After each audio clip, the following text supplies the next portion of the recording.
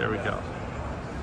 So we have the Matthew Berry joining us here, and what do you think of New Orleans? You spent time in College Station. I remember going back, fantasy football originated in College Station, Texas. Well, I don't know if it originated there, but I grew up there for sure.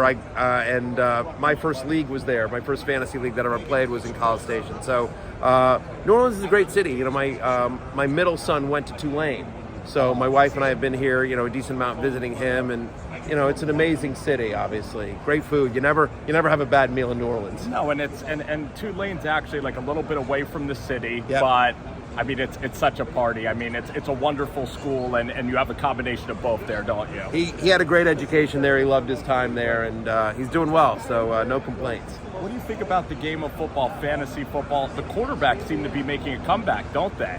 Yeah, I mean, I think quarterback's always been the most important position in football. It's also vitally important in fantasy. It depends on sort of the kind of league you play in. If you're in a 2-quarterback league, they're kind of scarce. If you're in a 10 or 12 team league where you only play one quarterback, there's kind of plentiful. Because quarterbacks have gotten so good, and we've seen so many mobile quarterbacks these days that can get you fantasy points with your arms and their legs.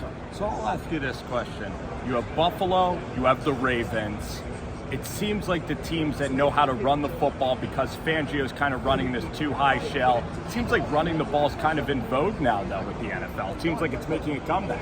Yeah, I mean, look, I think there was all this talk in the offseason last year about, well, running backs don't matter, right? You know, and why should we pay a running back? And I think, you know, you sit here and look at, well, Saquon mattered to the Eagles for sure, right? Derrick Henry mattered to the Ravens. Josh Jacobs mattered to the Packers. So it does feel like, yes, I think there's a turning of the tide, people realizing, oh, if you have a power running back, if you have somebody that you can give the ball to 20 times a game that can move the chains, that makes a big difference in the game. And they're ahead of the curve, and it's a cyclical game, isn't it, covering the NFL for a while. But Matt, thanks so much for your time. My pleasure. Love your work. I thank you.